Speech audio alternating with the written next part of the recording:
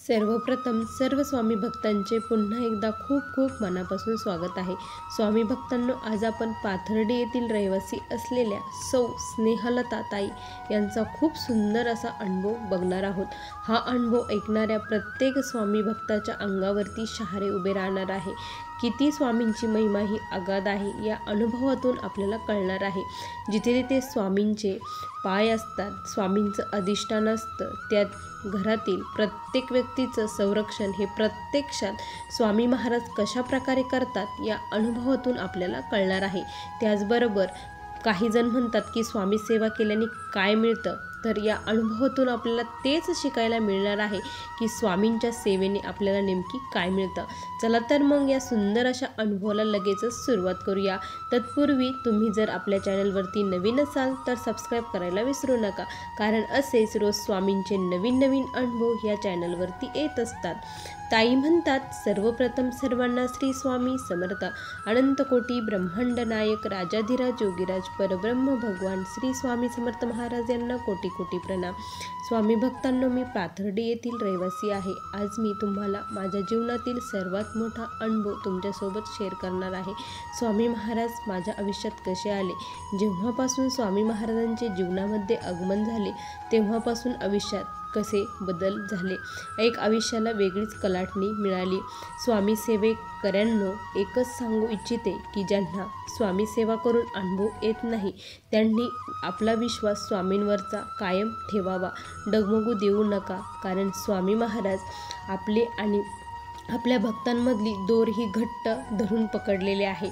एक बाजूनी स्वामींनी पकडले आहे, दुसऱ्या बाजूनी आपण पकडले आहे। आपली भक्ती किती निष्ठेने आहे हे खूप महत्त्वाचं आहे, कारण आपण जर दोरी सोडली तर आपणच खाली पडणार आहोत, कारण स्वामी महाराजांनी दोरी घट्ट पकडलेली असते। असंच काही माझ्या बाबतीत देखील घडलं आहे।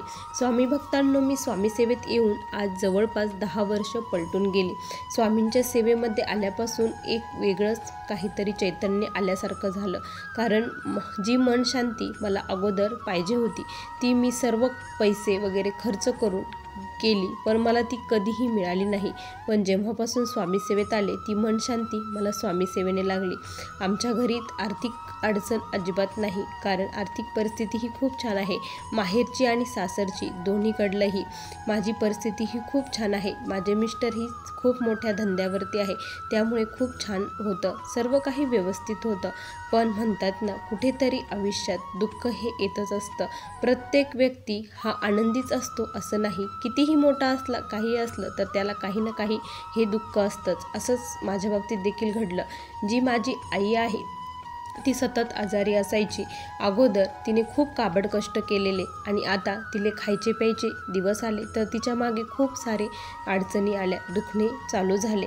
त्याच्यातून तिला बाहेर पडावं यासाठी काहीतरी मार्ग मिळावा म्हणून मी देवाकडे, प्रत्येक देवाकडे जिथे जिथे जायची डोकं टेकवायची, तिथे देवाला नवस बोलवायची की माझ्या आईला बरं करा, व्यवस्थित ठेवा, कारण तिचे गुडघे हे पूर्णपणे गेले होते, गुडघे काम करत नव्हते।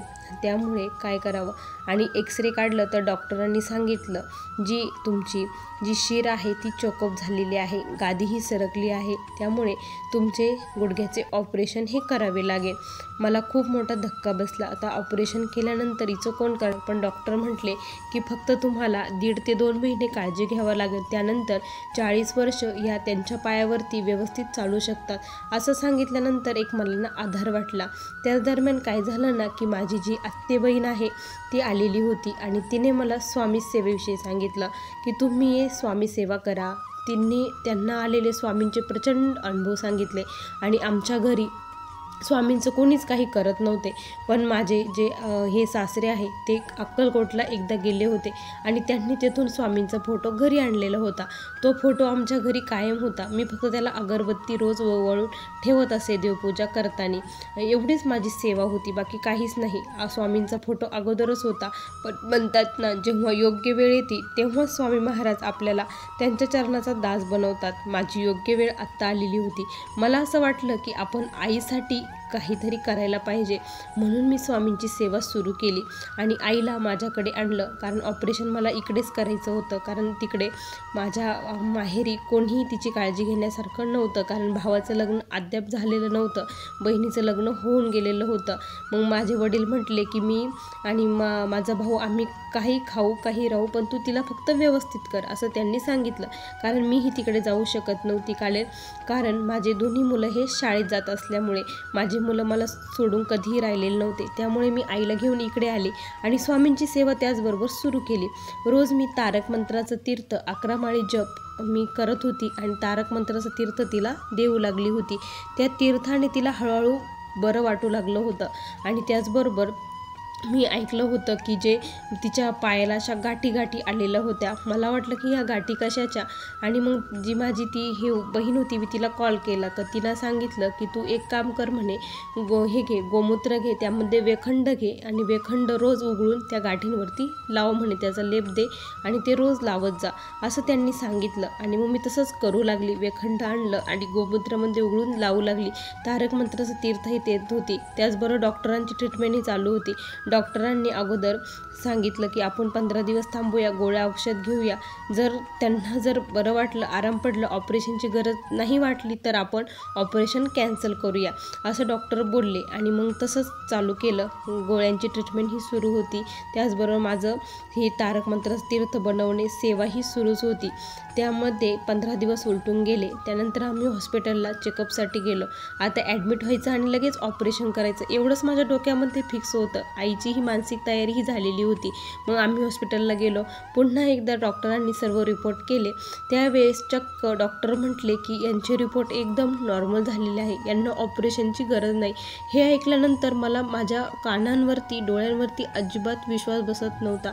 कसं शक्य आहे, एका महिन्यापूर्वी जे डॉक्टर सांगत आहे की ऑपरेशनची गरज आहे, तेच एका महिन्यानंतर सांगतायत की आता ऑपरेशनची गरज नाही.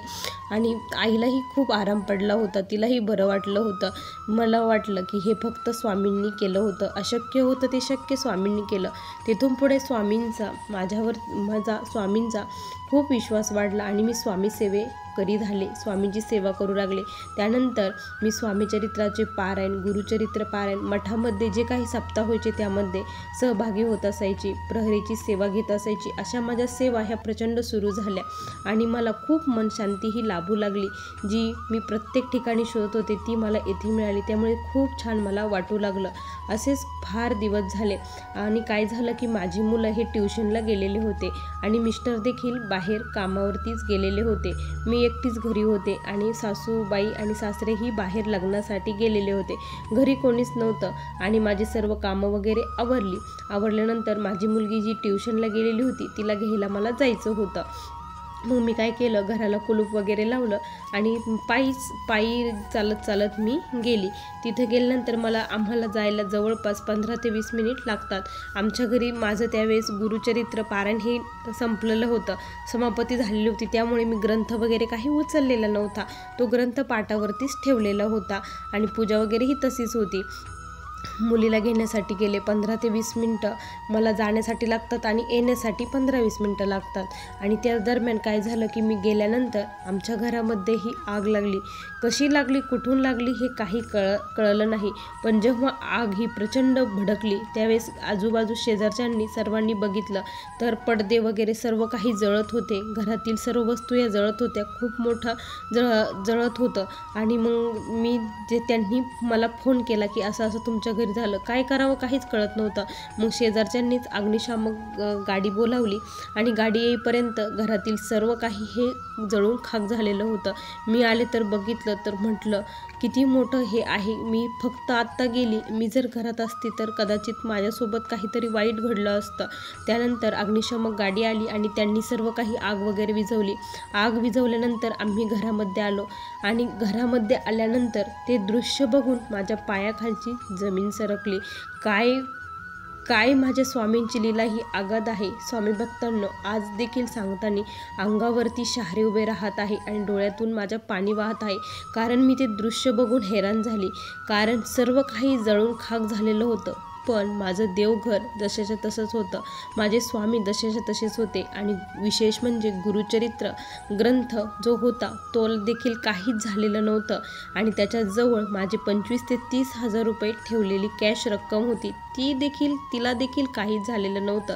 संसार पुन्हा थाटता येईल, सर्व काही पुन्हा होईल. पण एक जर जीव गेला असता, जर जीवहानी झाली असती, कुणाला काही इजा झाली असती, तर काय केलं असतं ते आयुष्यभर भरून काढता आलं नसतं. माझ्या स्वामी सेवेने मला स्वामींनी ही प्रचिती दिली. कारण स्वामींनी दाखवून दिलं, हम गया नहीं जिंदा हो. कारण गुरुचरित्र आणि स्वामी महाराजांची माळ, स्वामींचा फोटो जसाचा तसाच राहिला, हे पूर्णपणे साक्षी देत आहे की स्वामी महाराज हे प्रत्यक्षात तिथे उपस्थित होते आणि त्यांनी सर्व काही व्यवस्थित केलं होतं. आणि आज मी तुम्हाला ठामपणे सांगू इच्छिते, स्वामी सेवा केल्याने काय होतं. आयुष्यात पुढे काय घडणार आहे हे कुणाला माहीत नसतं. कोणती वेळ, कोणता काळ, कधी कसा येईल हे कुणीही सांगू शकत नाही. पण जर आपल्याकडे स्वामी सेवेचा बॅलन्स असेल, आपल्या खात्यामध्ये जर तो बॅलन्स असेल, तर स्वामी वेळ आल्यानंतर व्याजासकट ते पुन्हा आपल्याला रिटर्न करत असतात. आज स्वामींनी मला माझ्या सेवेचं खूप मोठं फळ दिलं असं मला वाटतं. खूप मोठा साक्षात्कार, खूप मोठा अनुभव मला आला. आज मला आलेला हा स्वामींचा दिव्य अनुभव तुमच्यासोबत शेअर करावा असं मला वाटलं, म्हणून मी हा अनुभव तुमच्यासोबत शेअर केला आहे. श्री स्वामी समर्थ. बघा स्वामी भक्तांनो, किती सुंदर अनुभव होता.